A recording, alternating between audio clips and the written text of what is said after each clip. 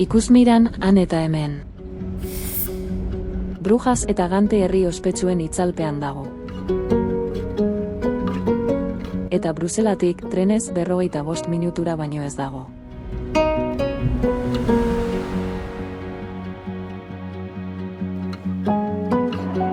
Anberezko tren geltoki nagusia munduko tren geltoki ederrenetako bat da.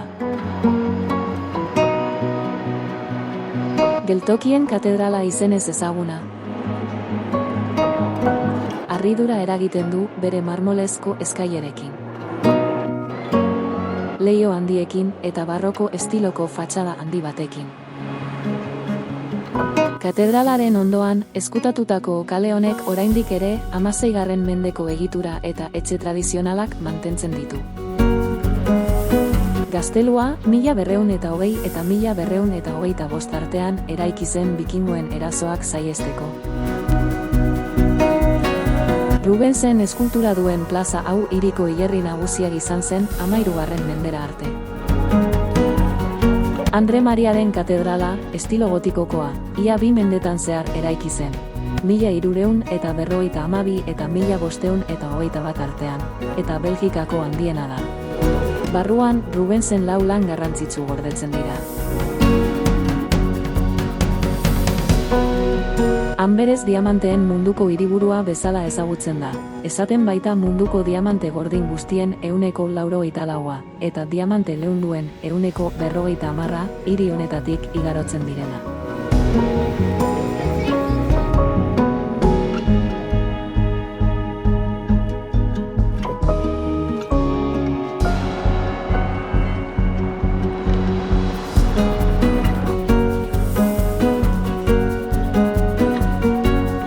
Plaza hau, hiriko plaza nagusia da, eta bertan dago estilo errenazentistako udaletxe ikusgarria.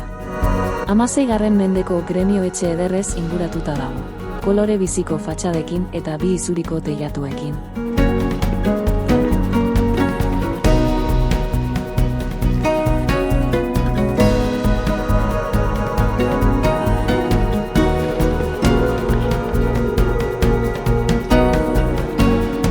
Lurreko eskulturak, Rubens ezagutu nahian gabaz hotzez hil ziren aurra, eta bere txakurraren istorio hunkigarria gogoratzen du. Kale hau, Anberezen ikusteko merkataritza arteria nagusia da, eta Belgikako garestiena.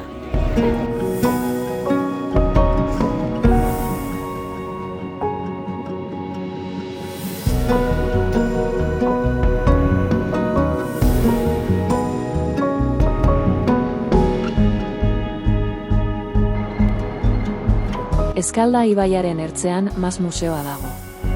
Eraikin berezi honek erakusten duen Indiako hareharri gorriaren eta beirazko panel kurbatuen kombinazioak ikusgarria egiten du lehen begiratuan.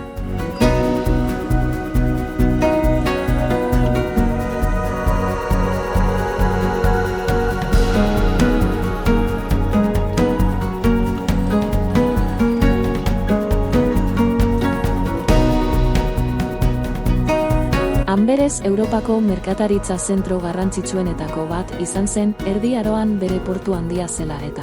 Horri esker, gaur egun oraindik ikus daitezkeen eraikin handi asko eraiki ahal izan ziren.